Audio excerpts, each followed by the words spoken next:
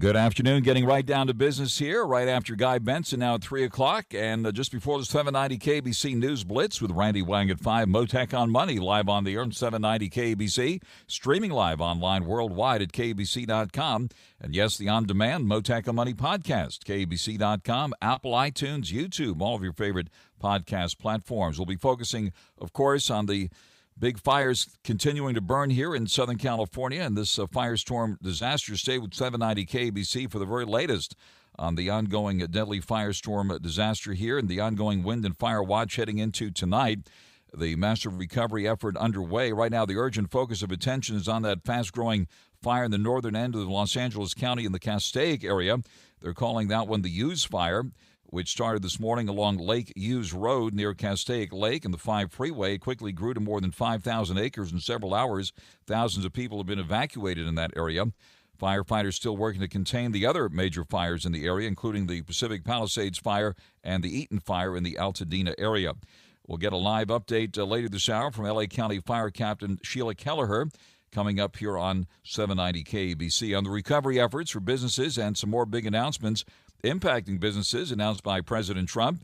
I'll be joined by Mark Wilbur, chairman of Employers Group, founding board member and former chairman of LA BizFed and former associate dean of the USC Marshall School of Business. Stocks making a run for record highs today as the Trump bump continues on Wall Street. Stocks finishing higher today after the latest earnings news came out and President Trump's new initiative on artificial intelligence also had Wall Street cheering. The S&P 500 closed higher by 37 points to 6,086, and it's just shy of its all-time high. The Dow coming in for a closing gain of 131 points at 44,157, and the Nasdaq popped by 252 points at 20,009. All three of the major averages scoring their third straight day of gains. We did see the mega cap tech names and the shares of Netflix surging nearly 10% today after the company raised its 2025 outlook and reported nearly 19 million paid net additions subscribers for the fourth quarter, and that blew past Wall Street analyst expectations. Investors also cheering President Trump's artificial intelligence Stargate initiative to expand tech infrastructure here in this country. President Trump announced the new $500 billion Stargate IA venture from OpenAI, SoftBank, and Oracle. As you first heard on this program yesterday, promised it would ensure the future of technology in the U.S. So far, Wall Street agrees, with some analysts speculating about its potential to transform the entire tech industry. Curiously, though, the project did spark some questions and skepticism, including from Elon Musk, who's gotten very close to President Trump. According to Musk on the social media platform X, formerly known as Twitter, Musk wrote they don't actually have the money. SoftBank, he says, has well under $10 billion secured. I have that on good authority, in his words. They don't actually have the money. So that's interesting, and interesting that Elon Musk would chime in on that deal. In the meantime, the stock market rallied today. Gold hovering at around $2,764 an ounce. Bitcoin has seen a wild ride. Got up to around 108,000 recently, pulled back now just below 104,000. And Ethereum at about 3,200. Doge at the moment at 36 cents. Exciting times here. And joining us live now is Gabriel Wisdom, Managing Director of American Money Management and author of Wisdom on Value Investing. Gabriel Wisdom, thank you very much for taking the call here this afternoon. Well, thank you, Frank. You know, after the inauguration of President Trump earlier this week, former George Soros partner Stan Druckenmiller told CNBC, he said, I've been doing this for 49 years, and we're probably going from the most anti-business administration to the exact opposite.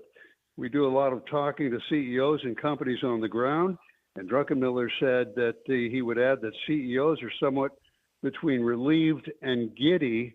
So he's become a believer in animal spirits. At the same time, the sentiment indexes have turned negative.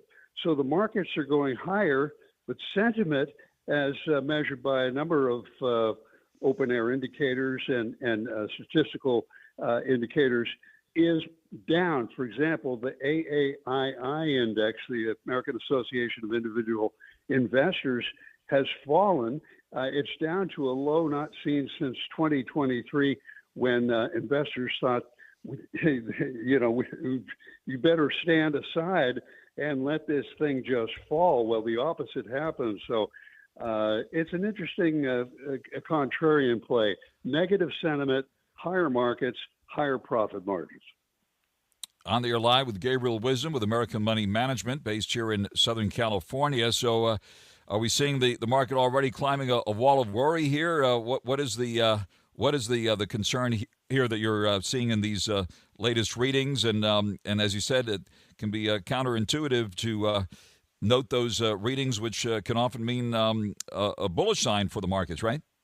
It almost always is bullish, because when investors turn negative, they turn their stocks and other investments, anything liquid, into cash. They go to the safe harbors. And we saw that, Frank, with long-term interest rates. This week they actually fell after rising for a number of weeks prior to the inauguration. So investors, institutional and individuals, have been moving to the safe harbor notes and bonds. And that kind of activity means that there's more capital to come back in after the market, theoretically recovers. But will it recover? I don't think there's a recovery in sight. I think it's onward and upward. This new Stargate entity, that creates a company called Stargate that the president announced today. Initially it's going to be funded by SoftBank and OpenAI and Oracle and also a United Arab Emirates company called MGX. And Musk is right. OpenAI doesn't have the money, neither does SoftBank. But there are predictions from Goldman Sachs that artificial intelligence will eventually add some $8 trillion in revenue to the global economy. We're starting to see it now. So I think they'll earn their way out of this. What's happening in the bond market? You just noted the yield on the 10-year note has slipped recently, but bonds have taken a big hit recently. What about that 60-40 portfolio, and what are your thoughts about what's happening in the bond market, which has taken a big hit recently? Well, there's a pretty good chance that if the financial markets are right, interest rates aren't just going to stay high, but maybe they'll be high for a very, very long time. It's not a return of inflation so much as it's a normalization of interest rates. So when we see higher long-term rates and higher short-term rates, the safest way to play it is in the middle somewhere. So we're seeing the 5-year treasuries and 5-year commercial paper, 5-year corporate bonds doing very well. There's big demand, but still rates remain elevated. The dollar's getting a little weaker. That's going to be good for manufacturing in the United States. And also there's a great deal of change. And with all these executive orders, of course, former President Biden he announced a slew of executive orders on artificial intelligence last week aimed at restricting the flow of AI chips to China and speeding up construction of data centers in the United States. So, there was some uncertainty a week ago, but I think with all these changes, a lot of investors want to stand aside and see what happens. All right. In all this, we see NVIDIA popping today up more than 6, back to 147. Oracle, which was part of that announcement by the president yesterday, moving up nearly 12 today at 184 and change. And Tesla, by the way, which is considered one of the MAGA 7 stocks, down today, down nearly 9 at 415 after seeing a big jump since the November election. What about these mega cap names, part of the MAG 7, and now some of them are in what's called the MAGA 7 as well? Well, that's right. NVIDIA, which is growing like a virus, is now behind the scenes. It actually is growing like COVID did 4.5 years ago. It's being referred to as COVID because of the rapid adoption of these AI chips coming from NVIDIA. Everybody is using them, including the MAG or MAGA 7 companies, including Tesla. Now, Tesla, I think, is softening along with the EV market because the incoming president now has announced some mandate against electric vehicles, and he's going pro oil and gas. He's going old school, and the global gas market is likely to keep growing, which I think is going to mean lower gas prices, but great profitability for the major oil and gas companies because there'll be more production, there'll be more flow, more sales. All right. And, of course, we heard the president in his inaugural speech and subsequent executive actions, basically reversing a lot of the Biden administration policies, and now it's drill, baby, drill. What about the oil stocks here now? Let's see. We have ExxonMobil. Let me pull up the latest here on that one, pulling back nearly $2 today at 109 and change. It's seen a pretty good run up. The price of oil has come down since the president took office. Right now, hovering at around $75 a barrel. It was above 80 up until recently. What are your thoughts about the oil names here?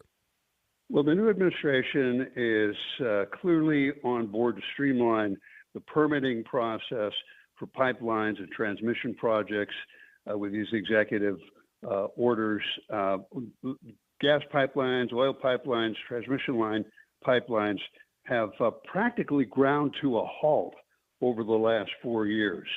This is a major reversal, and it'd be quite a feat, politically certainly, to jumpstart this whole industry, and so I'm fairly bullish on energy, honestly. All right, let's get to some of the more exciting stuff here. Cryptos. We have a pro-crypto president in office now, and a lot of movement, a lot of excitement, and a lot of misunderstanding with what's going on with some of these meme coins and all that, and eye-popping gains, and of course the big cryptos, Bitcoin among them, been moving higher lately. Right now, hovering at around 104,000. Ethereum at around 3,200, and Doge, which we mentioned. It's fun to say, and also, of course, Elon Musk got the ball rolling on that one, and now it looks like they've adopted the Doge crypto logo for the new government agency. So Doge got a pop recently. What about the cryptos here? Well, Bitcoin, and especially the cryptos that aren't the big ones, and there are not many of them. They're the leading edge of what would be considered risk on. There's now at some better than a 60% probability that the United States will create a strategic reserve of Bitcoin this year or early next year, and that would strengthen the case for Bitcoin to reach a much higher levels from the 100 plus per coin range. Bitcoin's big move last year was missed by a lot of people because, logically, does it make sense? And what's the application? Newsletter writer Whitney Tilson missed it. He said, but it didn't bother him any more than, say, missing cocoa, which did even better than Bitcoin. It's the price of cocoa tripled last year. So there's always opportunities. On the air live with Gabriel Wisdom with American Money Management, based here in Southern California. Hope you're okay, by the way, Gabriel Wisdom, with the fires there in the San Diego area, which we're tracking, as well as the new fire here in the Castaic area. And, of course, the heartbreaking scenes continue to come in on what's happened there in the Pacific Palisades and Altadena, as well as other areas where we see Edison International stock, the parent company of Southern California Edison, moving lower today by nearly $4 at 58 and change. And the insurance company stocks have also been in focus. What about the impact of this epic disaster here on the economy, as well as these various companies? It's unprecedented, Frank. Now, it appears that the exposure that insurance companies have to California, these are absorbable losses, at least so far. 7 of the 12 biggest home insurers have limited their exposure to California over the past couple of years.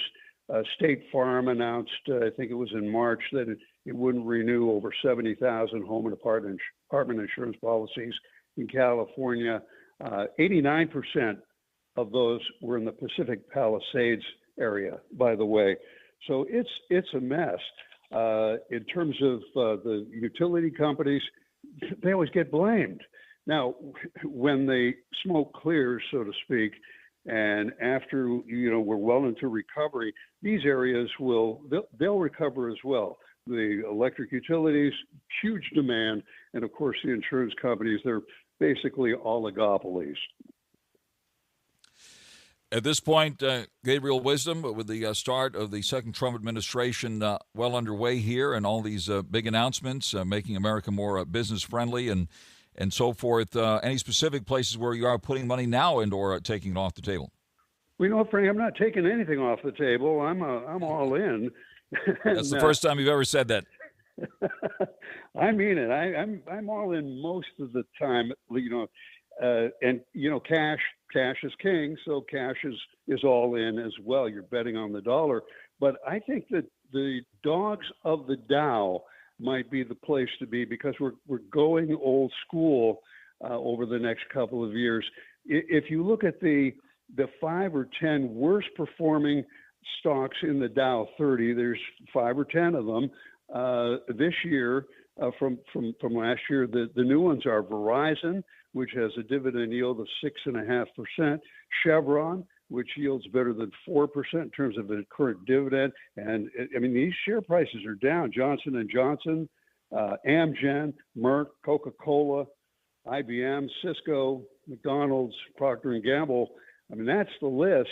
Now, how have the dogs of the Dow done in the past?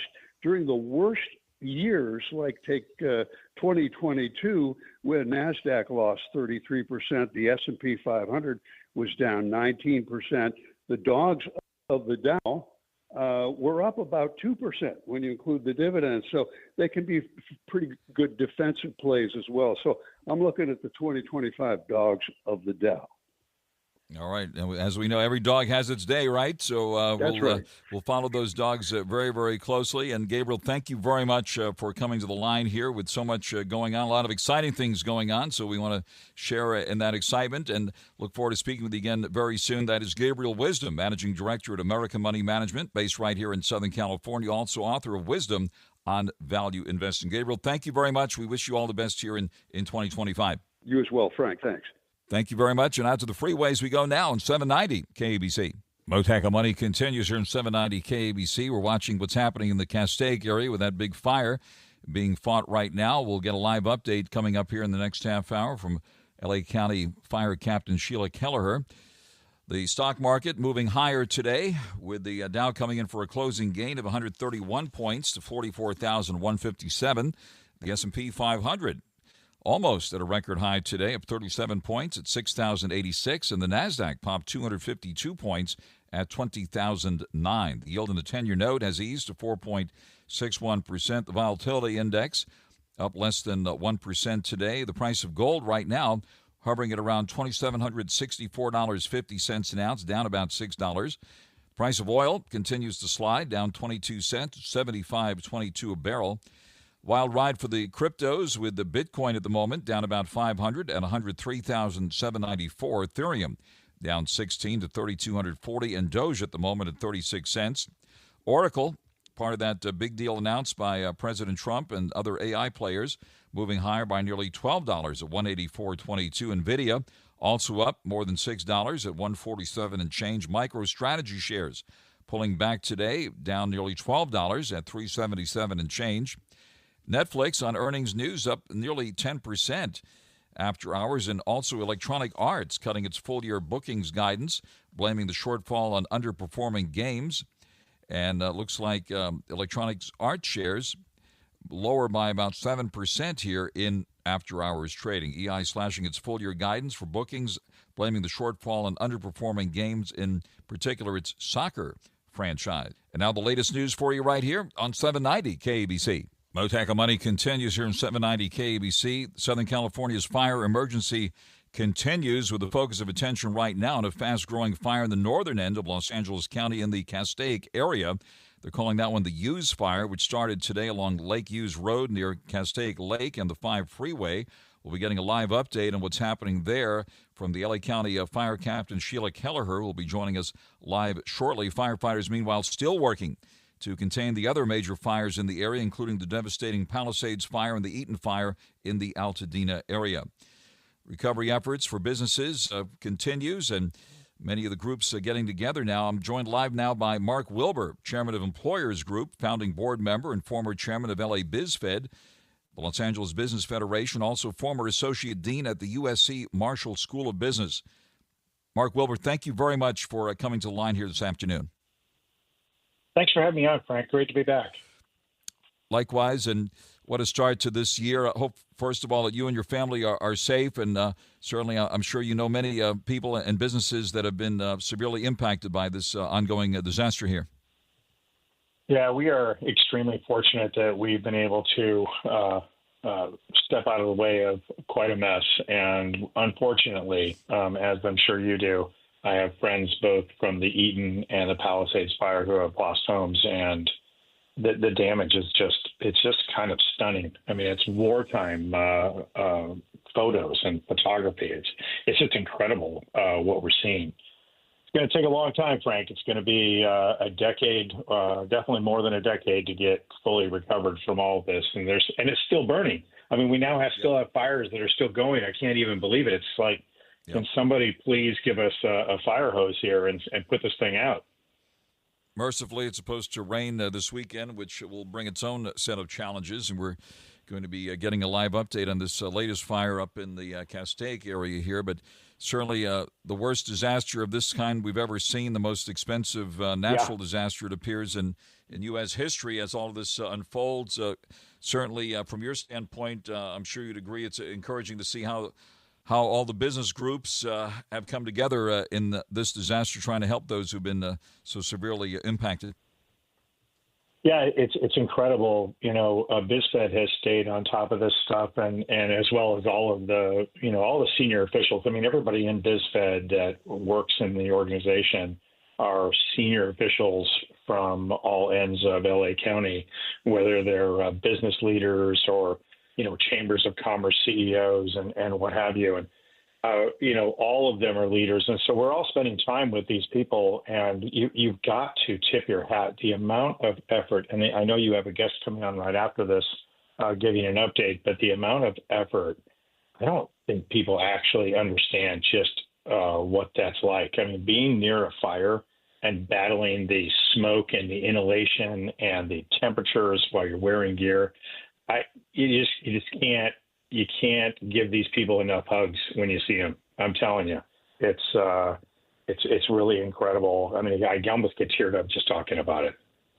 Yeah, in blowtorch conditions and absolutely horrific conditions, just absolutely unbelievable, unthinkable conditions, and the devastation is just absolutely devastating. What about the rebuilding process? I know Mayor Bass now has named Steve Soboroff to head up the recovery effort there in the Palisades. It should be noted that he also ran for mayor years ago and was also very much involved in the Playa Vista project. I think he oversaw that, so maybe that'll be a clue as to what they have in mind for the Palisades, similar to what he organized back many years ago at Playa Vista. But there are going to be some tough decisions to be made, including individuals who are going to have to decide whether they're going to stay or rebuild. What's the initial talk you're hearing about all that? Well, it's difficult, Frank, because, you've got a state right now and local that, I know they're pushing across CEQA, getting it out of the way, getting that put away for a bit, which usually holds up real estate development projects and those kind of efforts. It'll be interesting to see just how regulatory friendly the state remains. I know there's a lot of game being talked right now. I know there's they're saying all the right things to make people feel like, okay, we have a chance to rebuild here. But I even noticed the other day when they're saying, look, you can build same, you can get back to where you were. But then there's always this trailing comment but it just has to be within the building codes of today. So none of the, I don't say none, but a lot of the homes are built in the, 80s and 70s and 60s and so on. So none of those materials exist anymore. And so none of those things, it's going to be very difficult to satisfy somebody to get like to get their properties rebuilt the way they want them. And it's a real problem. It's going to be very difficult. I think it's going to take a lot of political fortitude and a lot of willingness for people to be willing to give some ground in order for us to break ground and get things moving.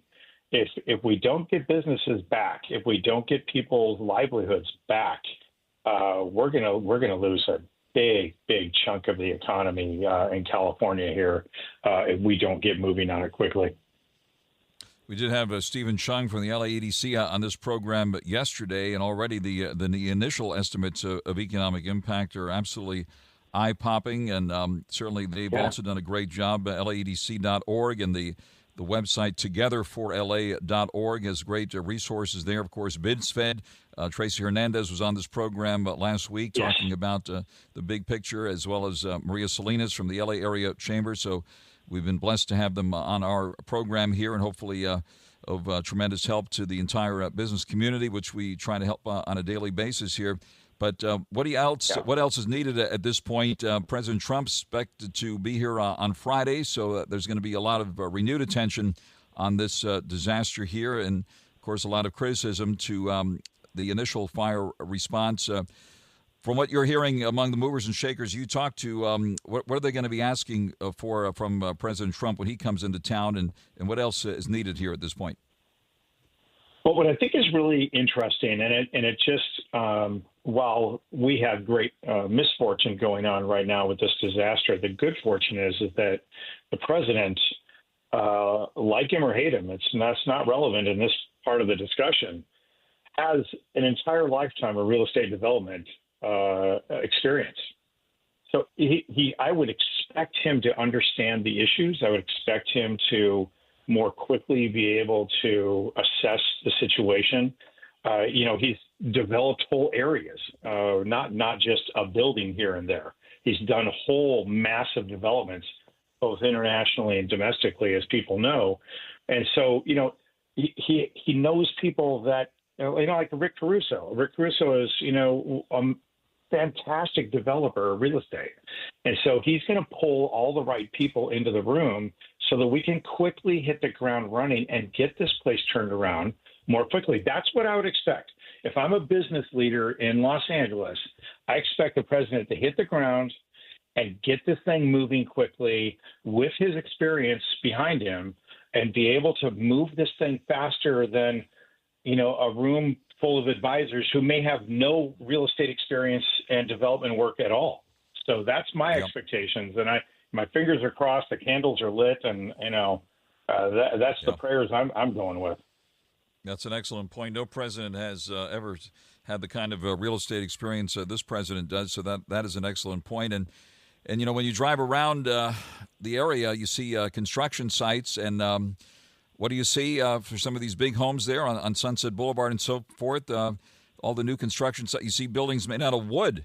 The homes made out of wood. Obviously we're in earthquake country. Wood bends when the earth shakes, so that's a consideration. But I'm sure a lot of the places there in the Palisades, as well as in Altadena, they're made out of wood, right? That's going to have to be looked at in the future, right? Yeah, it's a bit of a catch-22, right? There's certain materials that are flexible, and there's certain materials that are fire retardant, and it'd be great if you could just capture all of it in one piece of material. But it's interesting, Frank. There's pictures of that house that didn't burn down. People have focused on it, and there's even a couple of videos on Instagram about it. And it was very interesting. It was pointed out to me that our typical ventilation systems in California allow ventilation into the attic and in the ceiling areas, right, to keep the temperatures down. Well, when the wind's blowing like that, it blows those cinders right in through that. This house had none of those vents put in it. And so a lot of the homes were impacted, from my understanding, from the blowing cinders at that kind of a speed, right in through those vents into the homes, whereas this particular home did not have that. Now, it had burns on the outside of it, but it stood, and it had fire. It was, had relatively fire retardant new paint on it, and it had a certain type of material that was like spackle. It's almost like a spackle material. Yeah, and so it didn't burn down. It was kind of an anomaly. It's literally sitting in the middle of this neighborhood that is completely gone. But those vents, I thought was a very interesting assessment, and that was by architects assessing, what the differences are, and the ventilation was one of the very first things they focused on. Thought it was interesting. Most definitely, we'll have to have another conversation with Rick Caruso also, since Palisades Village was saved from the fires as well, whereas the surrounding neighborhood was destroyed. As always, I wish we had more time. I know we have a lot of executive orders coming in from the White House, and we'll save that for another time, Mark, given the fire situation being still extremely urgent. So hopefully we'll get a chance to talk to you about everything else that's happening here that's impacting business nationwide. Mark Wilbur, the chairman of Employers Group, founding board member and former chair of LA BizFed, and former associate dean of the USC Marshall School of Business. Mark Wilbur, thank you very much for joining us live here this afternoon. Thanks for having me on, Frank, and thanks for all you do for the city of Los Angeles.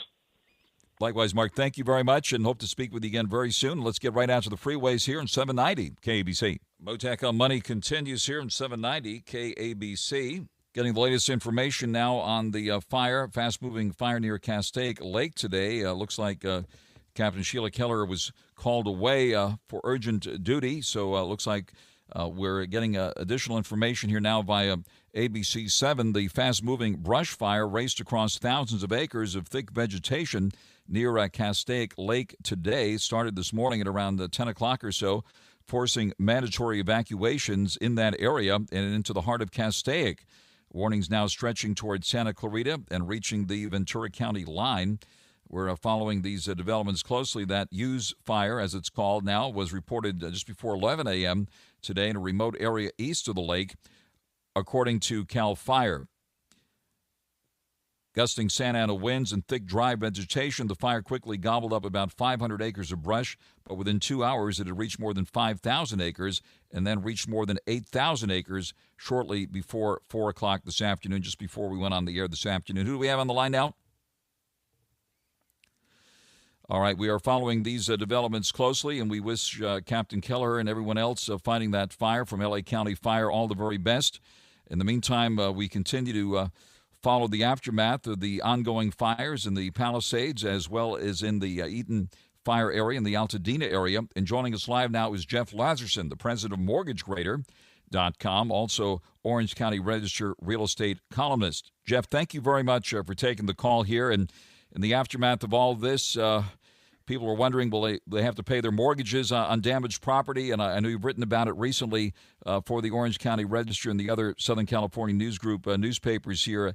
Take it from the top and give us your perspective on this disaster here. Okay, Frank.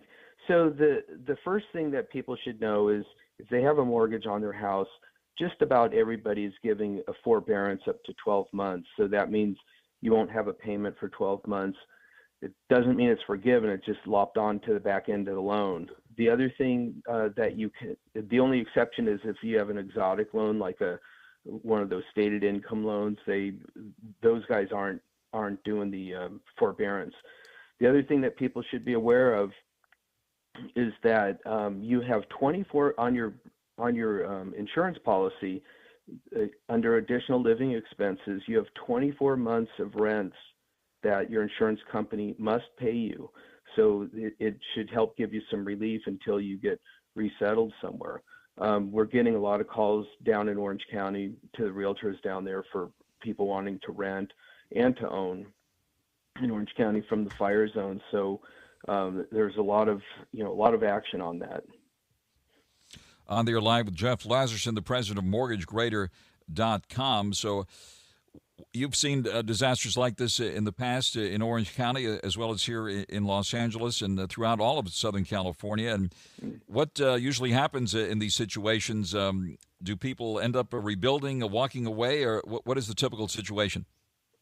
Well, sometimes it's a little bit of both, but like under Proposition 19, which is relatively new, it came out in about 2020, you can take your property tax base to another property. So as long as you complete the transaction within 2 years, so you buy the new property, you have to sell your old property or the lot within 2 years, and you can move the property tax. So that's a kind of a big bonus for people to do something like that. The other thing that they should be aware of is that there's something called misfortune and calamity program with LA County Assessor's Office. They'll suspend your property tax payments and they'll reduce the value of the property until you rebuild if you're going to keep the property. So a couple of nice programs.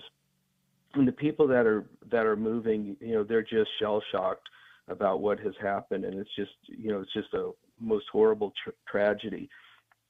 Do they ever recover? I don't know. Some do, some don't. And those who don't have insurance, and we can't assume that everybody has insurance in all of these areas, that's when FEMA steps in, right? And what about those situations? People come to you and say, hey, Jeff, I didn't have insurance. What do I do now? Yeah, that's a tough one, Frank. The FEMA is only going to cover you up to about $44,000. And they won't replicate, any other stuff that you get, like from a GoFundMe account or something. So that's really a tough one. So for those folks, and they want to buy somewhere else, then I talked about, the down payment situation. So if you have savings, retirement plan, if you have co-signers like siblings or parents or children, those are ways to do it. There's another program from Fannie Mae called family mortgage, and what that means is that the child of the elderly adult, for example, can buy a house for them, and they would get owner-occupied interest rates. So there's some pretty cool programs out there that can help. Maybe not for everybody, but there's a lot of options if you have either somebody that can co-sign with you if you need it, or somebody that can give you some money if you need that. All right, Jeff. Well, thanks for jumping on the line here. We look forward to your future articles there in the OC Register and the other Southern California News Group newspapers here, as well as our conversations here on the air, and certainly a lot to talk about in this epic disaster situation. So thank you very much, Jeff Lazerson, for coming to the line here today. Thanks, Frank. Thank you very much. That is Jeff Lazerson, the president of MortgageGrader.com, also Orange County Register real estate columnist. Stay tuned now for the 790 KBC News Blitz as we continue to monitor the Hughes fire now in the Castaic area. Massive firefight underway there in the northern part of Los Angeles County. I'll be back again tomorrow at 4 with Mottek On Money here on 790 KBC. Hey, my name is Mandy Woodruff Santos, career expert and host of the podcast Brown Ambition. Brown Ambition is conversations about wealth building. Being rich really helps. You should be rich. Entrepreneurship. Women of color are the fastest growing entrepreneur in the country. Whatever, it's fine. And being surrounded by sister friends. Mandy, mention your name on the podcast. You have made it. And I was like, oh my God, I have made it. Brown Ambition. Follow and listen on your favorite platform.